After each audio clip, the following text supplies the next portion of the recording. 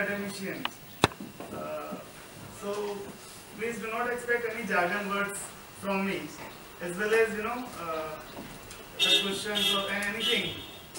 All will be very my presentations or whatever slides or points will be very simple and practical points. So I'll just brief you the theme. You are, I think, maybe in first year or second year of this first year. Most of you are first year. Okay. So first, let me congratulate all of you that you have joined a very premier institute, to build your foundation. Believe me, it was my dream to do a management course from IIM after I finished my CA, but I couldn't.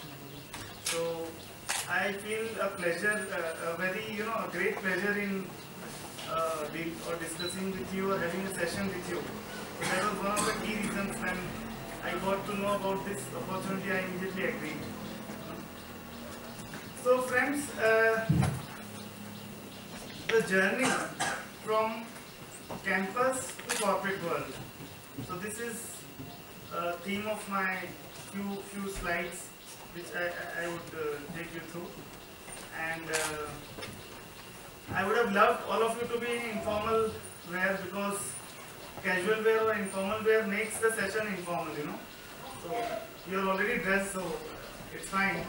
But then at least be informal in asking questions. Feel free. I am just your friend. I have come here to help you, give you a glimpse of the practical life or practical corporate world which you are going to face after a year or two. So feel free in asking questions. Stop me wherever you want. Please feel free.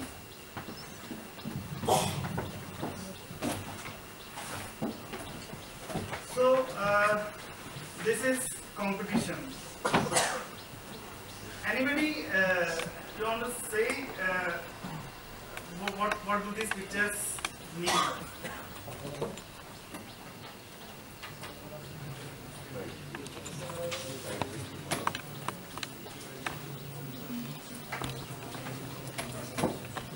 Yeah, please.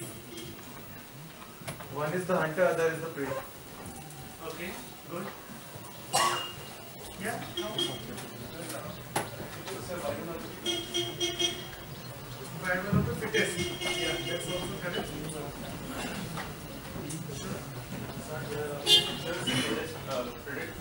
The story says that every morning tiger has to wake up, and we kept saying he has to keep in his mind that he has to run faster than the deer or he will die.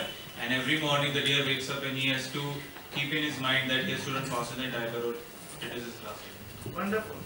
I think that is a very all answers are good, first of all, but this is what I was going to say.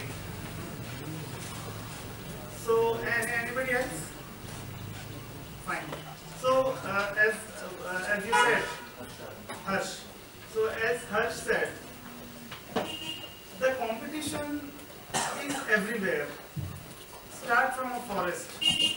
So the leopard needs to run more than at a speed which is more than deer if it wants to fill its stomach. And at the same time, the deer, if it wants to protect itself, it needs to run faster than leopard. So this is, friends, this is competition. Every industry, wherever you go, there will be competition. So there are big players, there are small players. Each and every player in the industry has to protect itself and run at a speed faster than the competitors.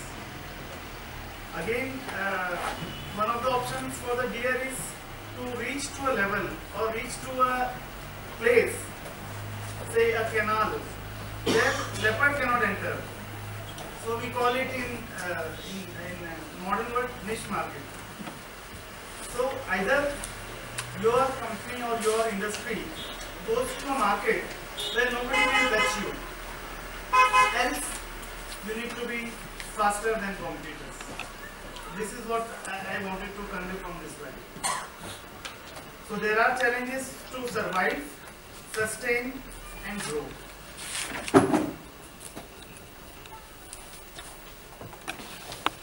If you don't do that, you become history, like some of these companies. I'm sure you all know about these companies much more than what I know.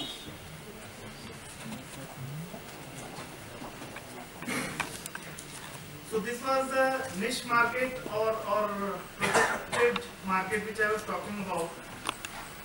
Protecting yourself can be by many means.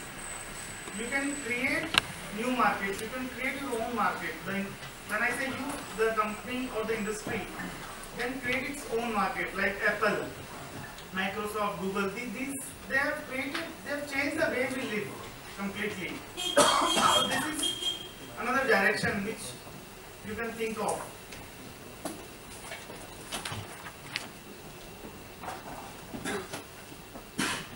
So friends, again some questions. These are interesting pictures. So any thoughts on this picture? Hi, my name is Neeta. Yeah. The stack of stones, it looks like it constantly needs to be broken down and put back together like Lagori, that kind of game. So that you have to keep rebuilding and keep reinventing, exploring what best arrangement would work. That's one thing. Okay, good. Any other thoughts? Yeah. My name is Arun. Yeah. Is it about balancing, like balancing these stones, and also the monkey is good at balancing? Okay. Good thought. Yeah. My name is Kalash. I think the first picture depicts a very hard structure, whereas the monkey is very relaxed and he's meditating. Good one. Okay, so this is what I think, that the first picture shows a very rigid, basically a rigid structure, whereas the monkey is very relaxed. Okay. Good. Yeah. Yeah, Pawan. I think the first picture of stones, it depicts that we have to balance our life, balance the organization properly, or else it will, one minor mistake will make it fall. The monkey, You didn't like the monkey. Okay. Fine. Friends, thanks to all of you. See, there can be different views when we look at anything. So all views are good. All views are welcome, first of all. What I wanted to emphasize with this picture is, if you see the first picture, there are stones of different shapes. More or less they are round, but they're still in different shapes. And it's a barren land, if you see around it. So there you don't find stones there. But somebody has taken efforts to bring stones wherever he can get and assemble them. Try to balance them, although it looks difficult to balance. So he has been continuously, constantly exploring or working on it, rather than just sitting idle that yes, now I am comfortable, it's a barren land, so let's enjoy. No. So this is what I wanted to convey from the first picture. And just contrary to this monkey has reached on a maybe tree, and he is relaxed. He has put his hands and legs all together. That's done. So my advice to you friends: never be complacent in life.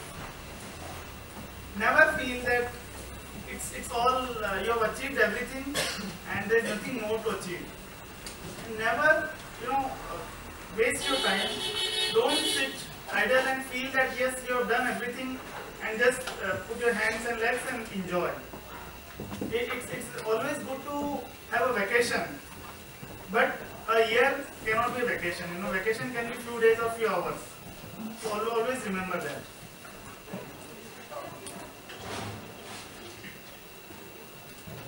So friends, the organizations which continuously explore, constantly work towards achieving excellence are termed as learning organizations.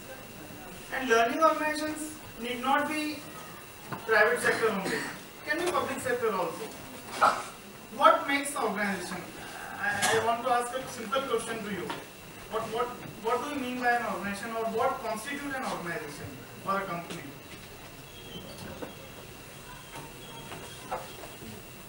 Yes. Hello sir, my name is Nishesh. An organization is basically a group of different people coming together to achieve a common objective or goal. So you can talk Yeah. about it. So what are the key components of an organization?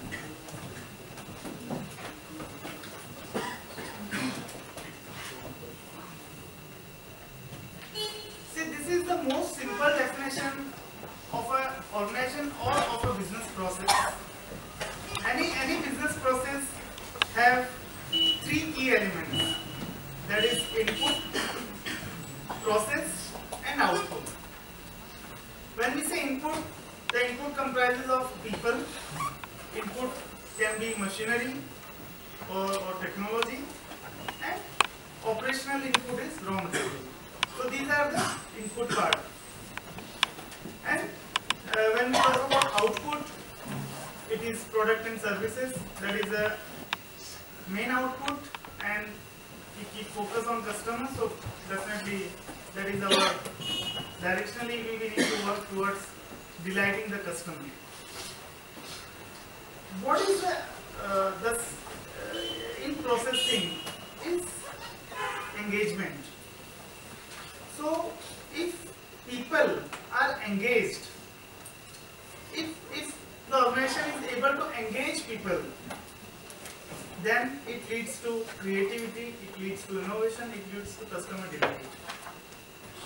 So the point which I wanted to make here is the major difference in organizations between learning organizations and dying organizations is people. We, you all are key elements, are going to be key elements of any organization. So you can drive the change. See, companies are not made by buying the best machinery. You need to run it efficiently. Then only the output can be more than expected, or it can delight the customer. So people are key elements of any organization. What drives people? People are driven by their own ability, you call it capability, you call it skill, you call it competency, and motivation. Motivation can be self-motivation, it can be a surrounding, a motivation given by your manager, a motivation given by the organization, various forms. So ability and motivation are key elements of performance of people. And friends, if you see, this is a simple mathematical slide. Ability into motivation equals to performance. So if you have ability, if you are a super intelligent person, but you are not motivated, the performance will be zero. Similarly, there is enough motivation around within you and around you, but there are not right people, fit people for the job. They don't have ability to do that job perfectly. The result is zero. So both these key elements are very, very important for achieving excellence in performance. Any questions so far? They are all serious, so I am feeling little tensed seeing your serious faces. Good, some smiles. Any questions you have so far?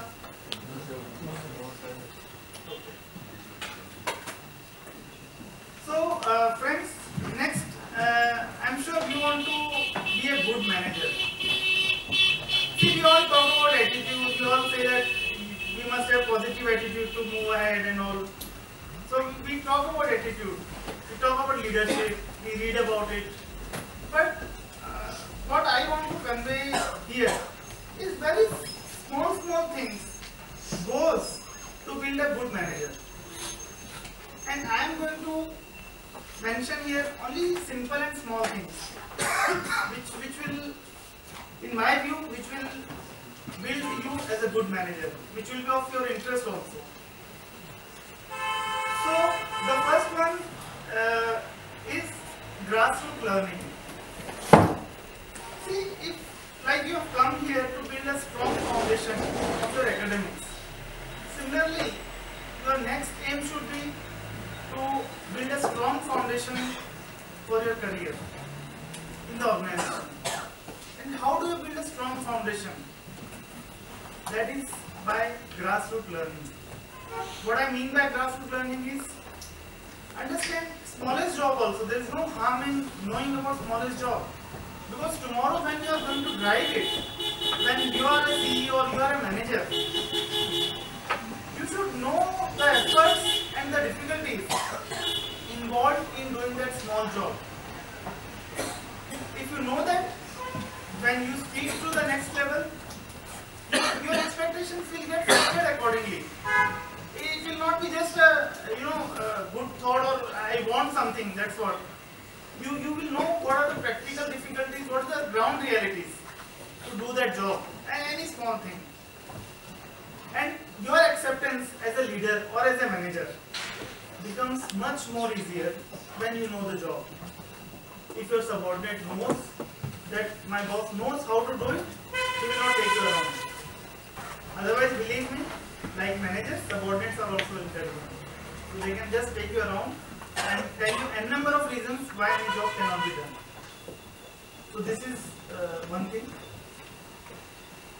Then erect yourself on a foundation of long-term value systems. See, have adherence to values, imbibe values from inside.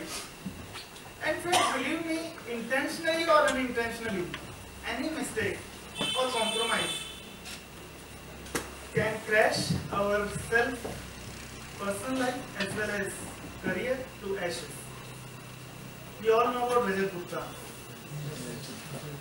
So I don't need to speak more about it, Then when you join any organization, build your credibility. When you say something, mean it.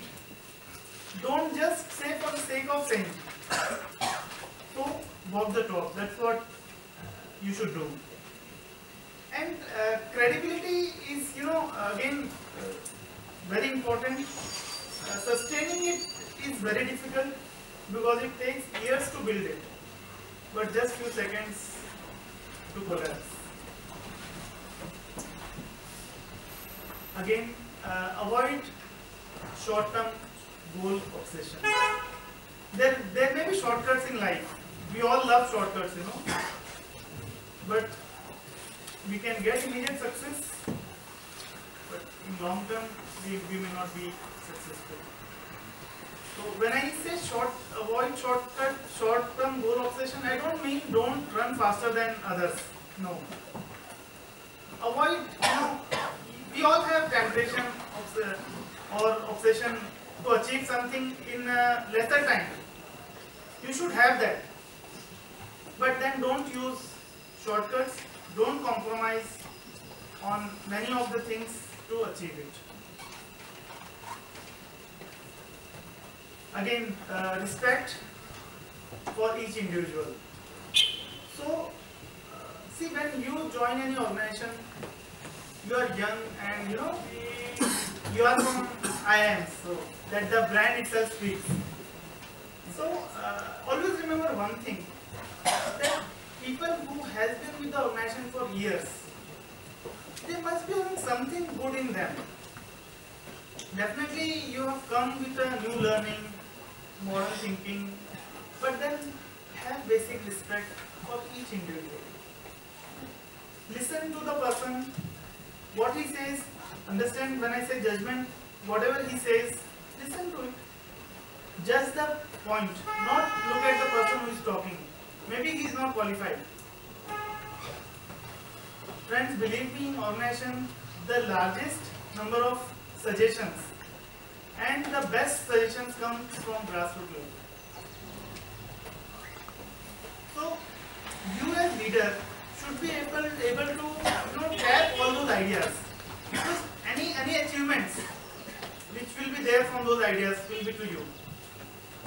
So if you are saying no to any suggestion, no to any idea, or disrespecting an individual, you are doing something wrong for you yourself. Continuing on that, we all talk about strengths and weaknesses. And one general mistake which we make is we try to focus on our improvement areas. So we feel that we are weak in these areas, so let's work on them. No, that's not the right way. Focus on your strengths. Always. See, each of us has some strength inbuilt in us. So focus on those strengths. Improvements area, improving weak areas or development areas is a slow and gradual process. If you get lost into that, you will not be able to capitalize your strengths. So it's very important. Focus on your strength, and even a single quality of yourself can take you to the highest level in your career. So don't need to have everything with you. You don't need to be a master of all to achieve your career heights. Everybody likes appreciation. So start with appreciative inquiry rather than a fault finding approach. We can always find faults in everything. Anything, I can find n number of faults here, say, or you can find n number of faults in me. But then start with appreciative inquiry. Each human being on this earth likes appreciation. He may or may not admit it, but he likes. And again, none of us are perfect. Continuously learn and build your competitive edge. See, always remember, do you like pager? You know what is pager, or you have forgotten about it? You know. Would you like to have one? No. Why? We have a better All of us like smartphones. So when we don't like obsolete things, why organizations will like us if we are obsolete? So we need to be competitive. We need to keep ourselves above others or above the competition. Understand the rationale behind existing systems, processes and procedures before pushing change. It's a normal tendency, when we go anywhere, we say, "Is ab kharab ho raha hai, acha nahi ho raha hai," or "This is bullshit." But please understand, these things have been going on for years, and there would have been some improvements also. It's not that what you are seeing today is the same thing which was 10 years back. So, when you join any organization, understand the complexity of the organization. Every organization has different kind of complexities in terms of age, geography, social economic conditions, historical backgrounds. So understand it first. You should have a zeal. I just mentioned it in some other point also. You should always have zeal to grow, but also have patience. So friends, change is a gradual process. We cannot change things overnight. Always keep in your mind what you want to change, what you want to drive change. But have patience. It will take some time to happen.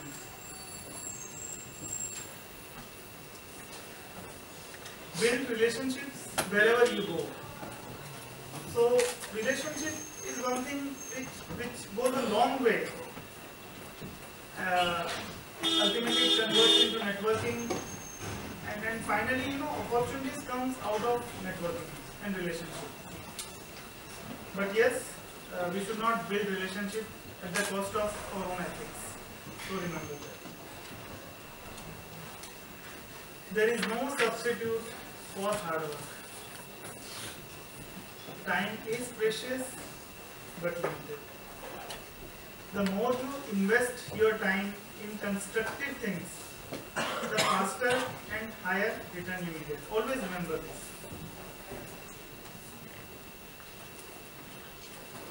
Be passionate. Again, zeal, passion, these are similar words. So you should be passionate, and if you want to achieve a super level of performance or achievement at a higher level, you should be impatient also and work towards that. Each of us has 24 hours in a day. So whatever expertise you may have, you can do work only for 24 hours maximum. And being humans, we need some time to rest also, we need some time to enjoy with friends also.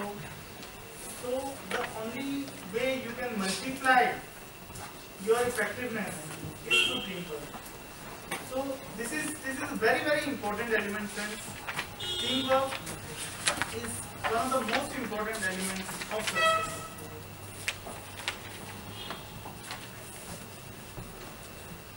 We should have respect and sensitivity for all cultures, religions, and diversities. See, we have to build an emotional bondage. I spent 10 years of my career in Egypt. So it was a Muslim-dominated country. For whatever reason, some disliking or some thoughts that you should be away, little away from these people, which is completely wrong. See, due to few individuals, we should not build perception about a religion. You should never do that. And try to build the emotional. They are also human beings like us. When I moved out of Egypt, all my staff or my team was Egyptian, and most of them cried. So they also have emotions. Somebody turned me as a brother, somebody turned me as a friend, whatever. But then I felt happy that I was able to build an emotional bondage with them. I'm still in touch with them. I'm already 4 years in India now. But they are still in touch with me. I'm in touch with them. We talk about each other at different forums. So please, remember this. See, while you need to be competitive with your peers, you also need to support them when they need you. Always remember, out of 5 peers, one will be picked up as a leader. When Chanda Kochar was picked up as ICICI head, Shikha Sharma left. It's fine. So they all the peers need each other. So try to build that relationship with them, that if you are chosen as their boss, they will still accept you. So this, maybe you may not experience it now, but yes, I'm sure 10 years down the line, you will experience such challenges.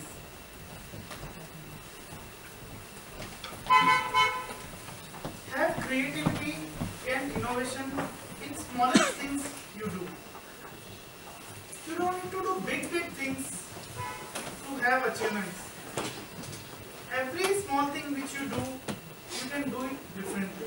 There is a leadership in every action which you take.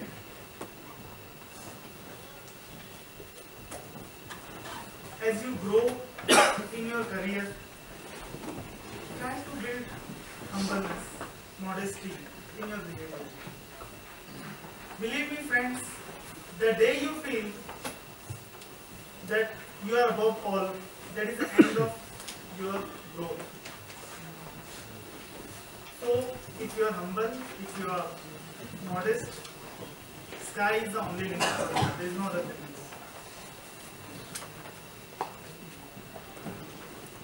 Again, this is, now I am coming to the other aspects. So far I just talked about career. Now I am talking about your life. Be happy, then successful.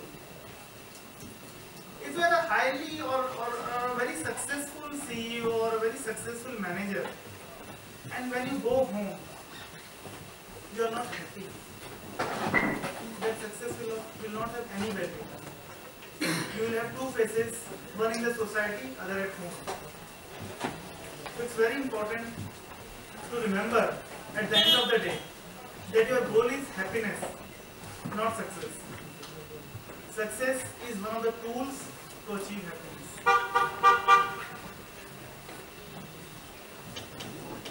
And last but not the least, have a human approach. In any organization you join, there will be hierarchies. And hierarchies are created to have better execution of work.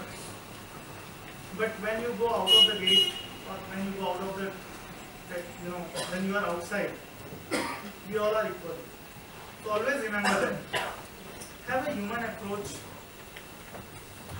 Always remember, even the smallest creature on the earth can earn its livelihood. So you are no different than anyone else. Yes, you have achieved more success in your career, more success in your life. It's fine, it's good. You should celebrate it. But don't let ego come into your relationship with others. So, any questions so far? So I have covered a major part of my presentation. Yeah. My name is Saket Kumar. You told about the statement that do simple things differently. Can you elaborate with an example as to how we can do at our personal lives? I can give an example of maybe may not personal life, but yes, in general, any we call it in Japanese language we call it kaizen. Okay, so we invite kaizens in the organization. See, there is always a particular manner in which an activity is done. Okay, very simple example. We were having just to give you a real life example. In our warehouse, in our dispatch center, we were dispatching through forklifts. We have 1-ton bags, so we put those bags on a forklift. That forklift gets into a truck, and it was taking time, it was taking effort and cost. So one Kaizen came that have a hoist on the top.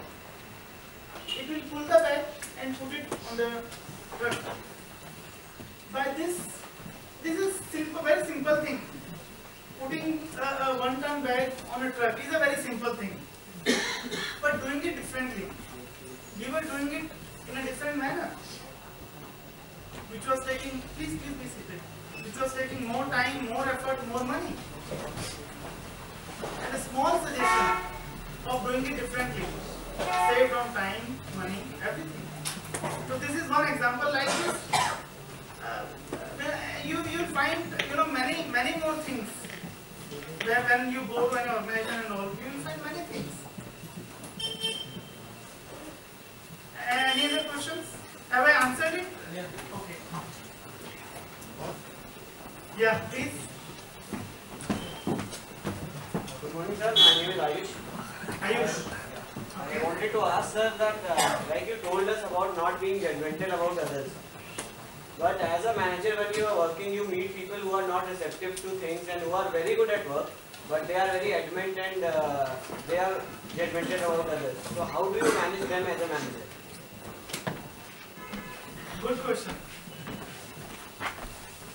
Ayush, see, one of the elements I touched about was building emotional bondage, building relationship.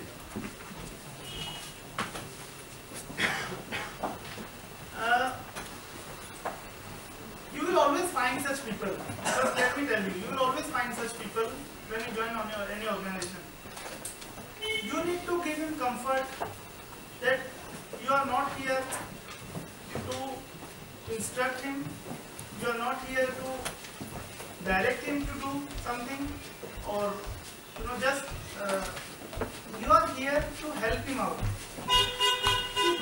You need to have a session with him on a regular. It will take time. It will not happen immediately. It will take time. He will see when you talk to him, when you have a counseling with him, when you have a session with him on any matter. He will always feel he is just saying. He is just saying so that I can do his work. But you need to build that confidence in him that you are not just saying. You mean what you say. And it will take time. And remember, he will observe each and every action of yours. When you talk to him about others, be careful. Because he will take understanding from that session also. Or when you talk to others, when he is just observing you, he will take some inputs from there. That this seems that this manager is talking like this everywhere. He's just pulling me around. So if you are honest, if you are true in your heart, if you really want to do a collaborative work, build confidence in you. And it will take time. Does it answer your question? Yeah. So my name is Surat. I just wanted to ask if you mentioned that the time is short and precious. And in the short span of time, we need to reach higher levels in our life. And let it be like sometimes to a level of impression. Then in this world of with a short time and with need to achieve in that, do you think shortcut is must in that? Because nowadays if you see, to ripen a mango also, if you wait that they ripe on the tree itself, then you are lost. Like the competition is so much that if you wait for the mango to ripe, you are lagging behind that a lot. So don't you think that shortcut is much in today's scenario of this competitive world? Again, a good question. Shortcut is, please be seated, or you can just sit and ask questions. That will not be very common. Shortcut, when you are cutting short the time span of doing the activity, that shortcut is fine. But you see at what cost? If you are doing it through a technological means, it's fine.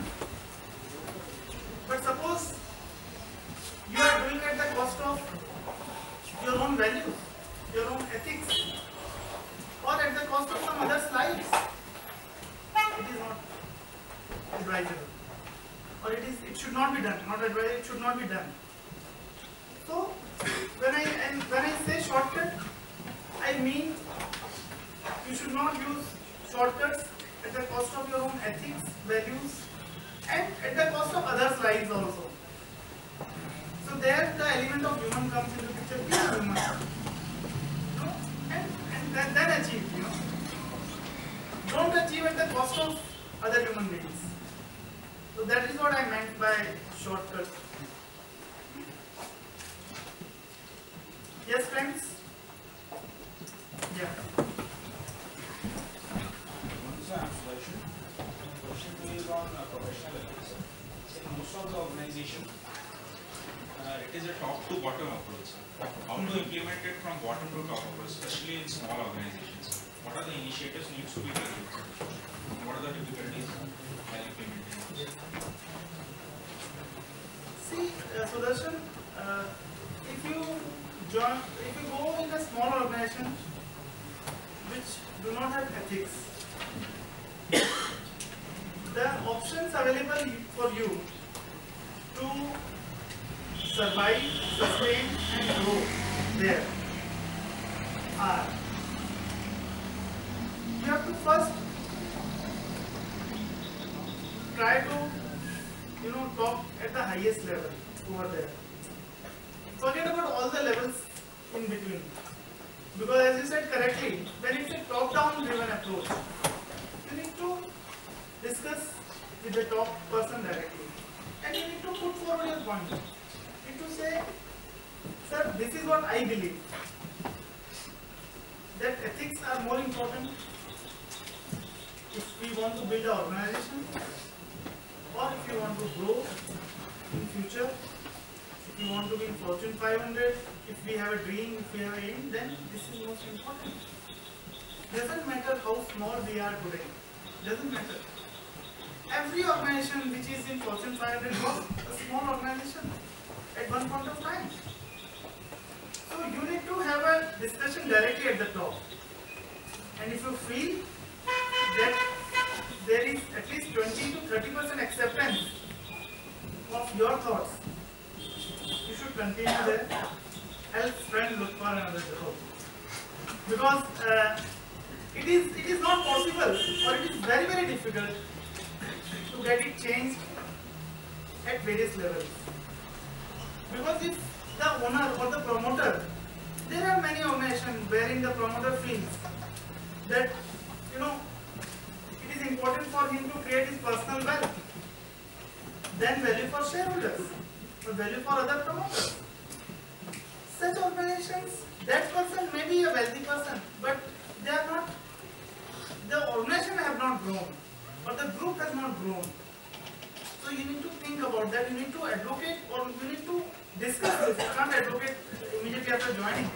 You need to discuss your point of view with the highest level in the organization.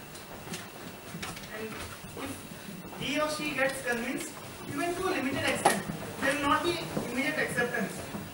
But even if there is 30% acceptance of a thought, your job is done. And then, again, your growth in that organization will be much, much faster than any other person. Because he will take you as a driver for change. So maybe you can expect to be next to him maybe in next 8 to 10 years or 5 to 8 years. Yes, friends? Yeah. Hello sir, my name is Nishesh. You told us to take a grassroots approach to becoming a good manager. However, at times when we join an organization, we find managers who have forgotten the grassroots approach, and how do we as employees deal with those managers who now have forgotten that? So think about the pain which you go through when somebody talks to you like this.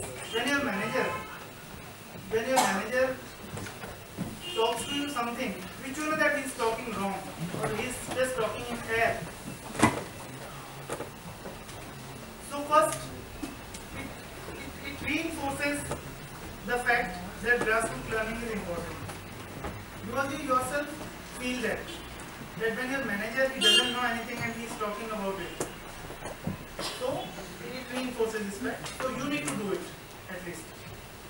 Second, you can't change your manager. You can't change your bosses. So it has to be a gradual process. You can't say your manager, that's why you don't know. That is a basic rule in any organization. Most of them, not any I would say. And at least upfront you cannot say it. You can say it in little diplomatic manner, but not upfront, Boss is always right, that it is something, which we should remember that. Because we all have bosses, so we should always remember that. And if you differ from your manager, talk to him not on the same occasion, not at the same point of time. Talk to him about the same subject, but at a different point of time.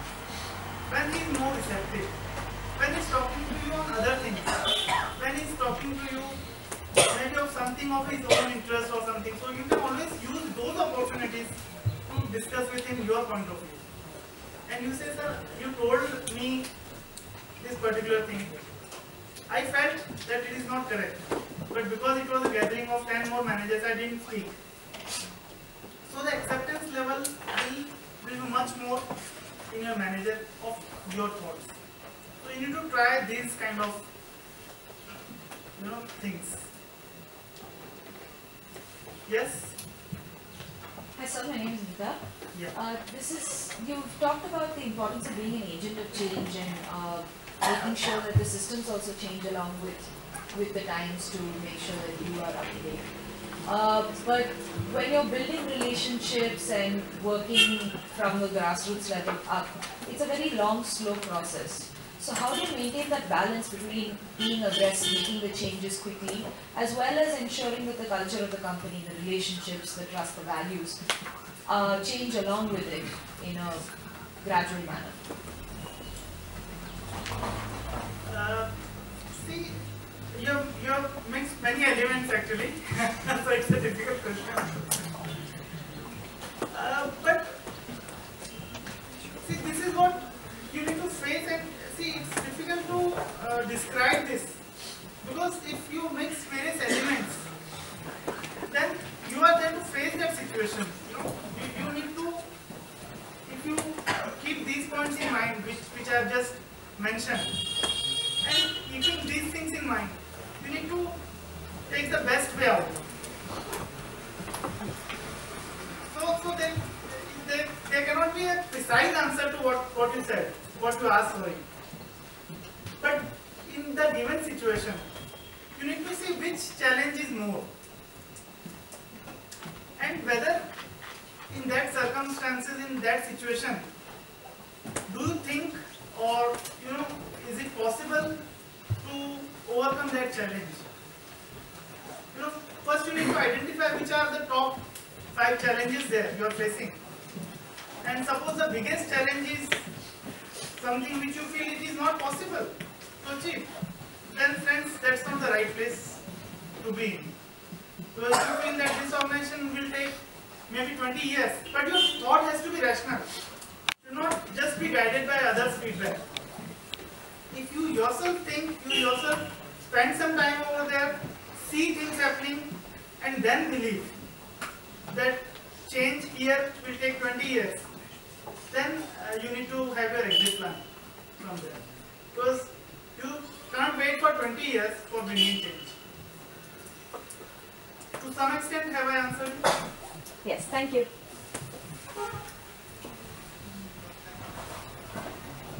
So I move on.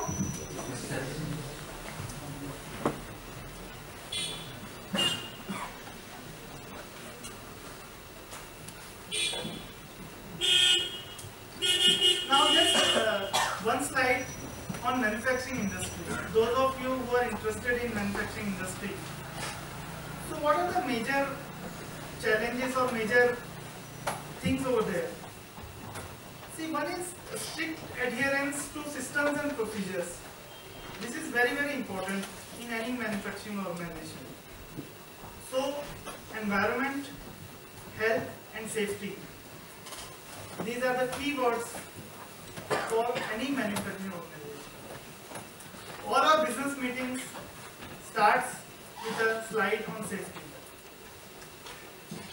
Because human life, again in Asia or especially in India, we don't value human life. But if you go to developed countries, US, Europe, the most precious thing over there is human life. They do everything to save every single human life. So we need to have that adherence in any manufacturing organization. You all remember Bhopal gas tragedy. So we have not forgotten it, even it is decades back. So one mistake can cause, problem for n number of lives. Still people are handicapped in some of the areas over there due to that particular mistake. Again, technological edge. I have touched this aspect in some other part also. So technological edge is very, very important. 5 to 8 years before, in business schools, there was a case study about Nokia, that how it has reached to that level. Now the case study is reversed, how it has collapsed. So with the same company, at different point of time, you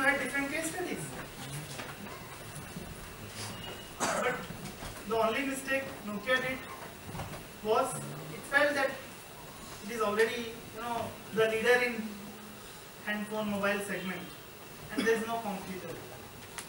It was not knowing that the leopard is coming. In manufacturing company, every day there will be new challenges, and new challenges will bring you new learning. There will be many unknown challenges which you will have to face all of a sudden. So be ready for that.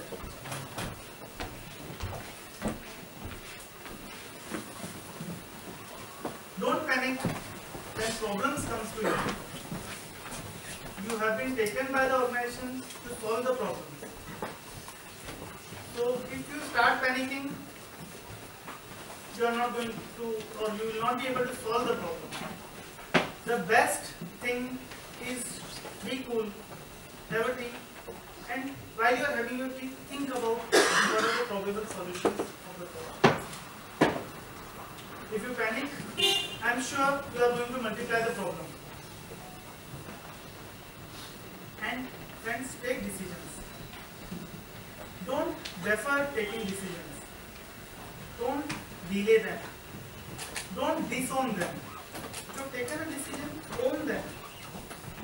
None of us takes all right decisions. If you take 10 decisions, 7 may be right, 3 may be wrong. What is more important is that out of 3 wrong decisions, you have a learning. And you don't repeat mistakes. What you should not do and what you should not tolerate as a manager is repetition of mistakes. If some mistake was done in the past and it was already accepted or tolerated, there was a learning from it. If it gets repeated, don't inculcate that culture within you and don't inculcate that culture with your subordinates. Continuous improvements is basic philosophy in manufacturing organization. The margins are very low. So every day we need to think about better way of doing the same things. As someone asked a question. Operations are all same. See, all the companies are into similar businesses. But some are at the top, some are at the bottom. What is the difference? The organizations which are at the top in the same business have reached to that level only through continuous improvement. A small idea, small thought in the process can result into substantial savings or substantial addition to the bottom line. Because when you are inputting a raw material, even a 1% improvement over there can bring significant savings, or even 0.5% improvement. You don't need to think about 5%, 10%. Even 0.5% will help you. So continuously you need to work on improvements. So this, I have covered my presentation. Now something about our group. I belong to Aditya Birla Group. I have been with the group for 18 years. I started my career with this group. So there are, various phases of this group. Over the last 50 years, we started, as a conglomerate, definitely because it was different types of businesses we started, and then we ventured into overseas. Then nobody was thinking global. We ventured into Thailand, Indonesia, Malaysia we have sold off, and we have very little operation. In Egypt we do that. Then business expansion. Next phase was acquisition, and then growth and consolidation. And acquisitions are on. So every month or so you hear about one more acquisition by our group. So we are going on. You can find much more on the website. So I don't want to take much time on this. So we are about $40 billion conglomerate over 50% of our revenues comes from overseas operations. We had one of the biggest acquisition in the history, that was Novelis at that point of time. Now the acquisitions are more into billions, and also acquiring a US company is not easy. Acquiring and transforming that into Indian organization is a very difficult process. It took us 4 to 5 years to do that. But we were patient.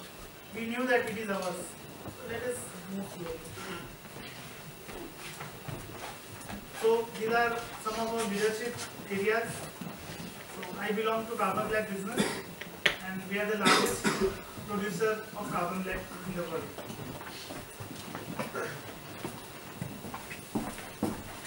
Again, these are the various businesses in which we operate. I'm sure you all know about, most of you know about it, and can find much more. These are the countries wherein we have our operations.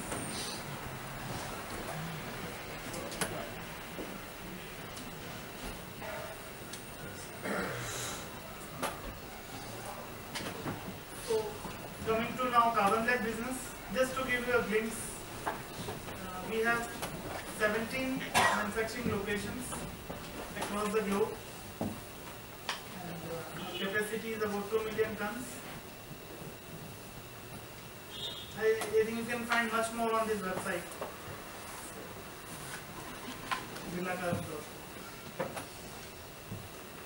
These are some of the products which we manufacture. We call it grades. So these are various types of carbon black. And carbon black is mainly used in tires. And then rubber hoses, wherever you see a black thing with a rubber, the black portion has come from carbon black. So carbon black constitutes about 30% of weight of a tire. Similarly, it is also used in plastics, inks, but about 3 to 5%. So I come to the last slide of my presentation. You did ask some questions in between, but again the session is over.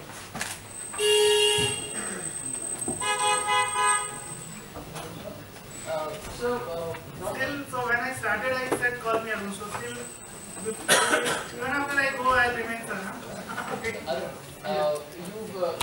You've worked in the carbon black sector for a long time. Now carbon black is mainly derived from petroleum, right? With the fast depleting resources that we have, how does Aditya Birla Group plan its future with regards to carbon black? And even though you have adopted an environment-friendly policy of developing carbon black, what is the recycling process, especially for inks? Because tires, again, we have recycling processes in place, but for inks and other paints, you have Declon and you have Raven and Conductex as two of your paint products. So how does Aditya Birla Group go about recycling them? You're talking about recycling the paints or recycling the waste from them? The waste. See, we are a supplier to them. It's not our industry. If you ask me what we are doing for carbon black industry, so I can tell you. Yeah. So on that side, yeah. On that side, my question was, since it's derived mainly from petroleum, resources, how do you plan to move it? We are finding alternate sources like petroleum is one of the source of raw material. We call it FCC bottom. The bottom part of petroleum refinery output is used for manufacturing carbon black. Then we have 2 R&D centers, one in US, other in Mumbai. So we do welcome such restrictions, although we take time to accept such restrictions.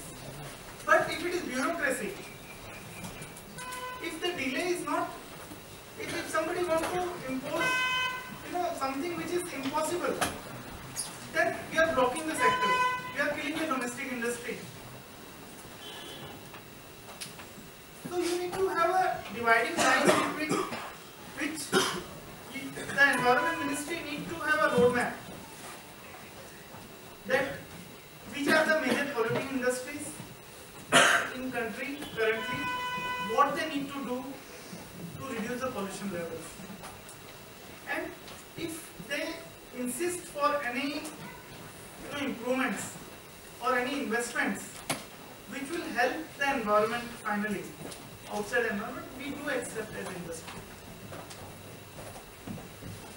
But if it is bureaucracy, delaying projects, or just for the, not giving approval for the sake of not giving, that is not acceptable.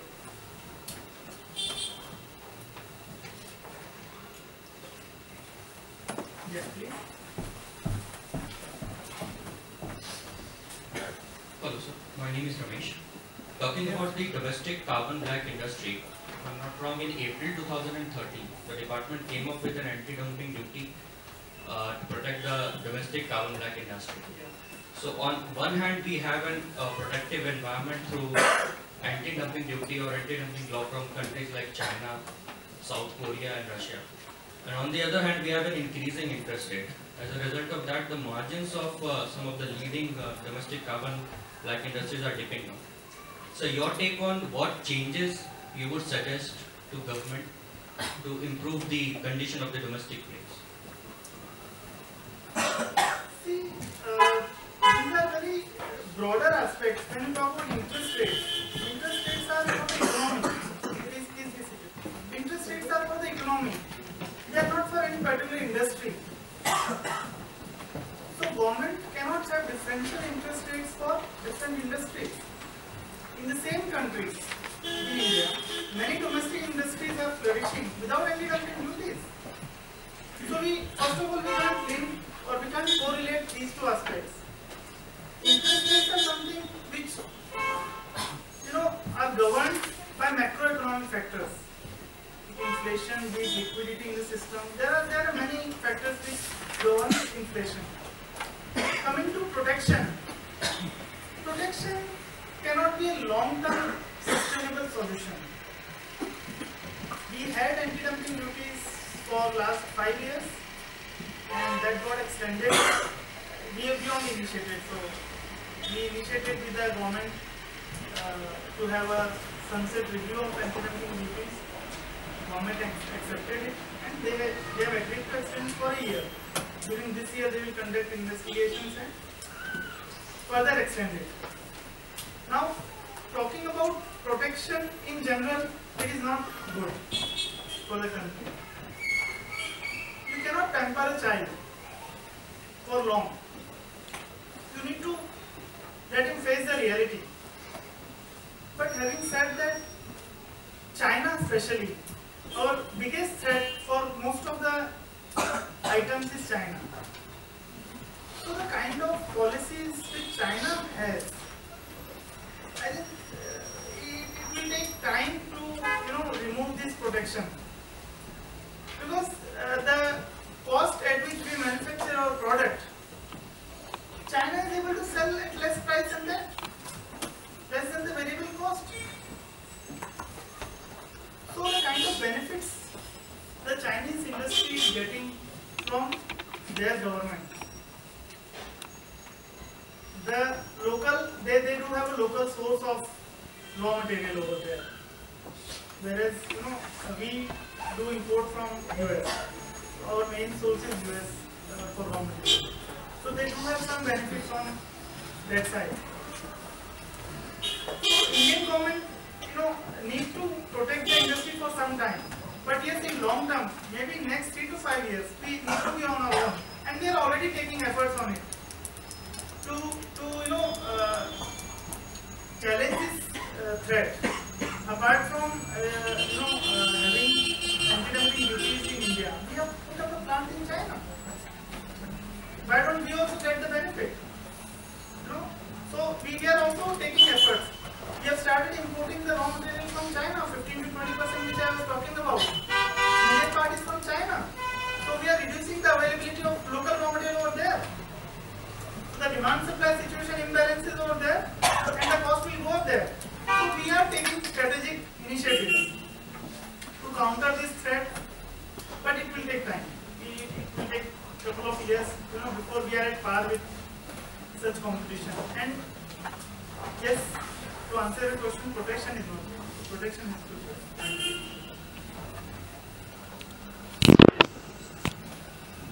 Yes, please.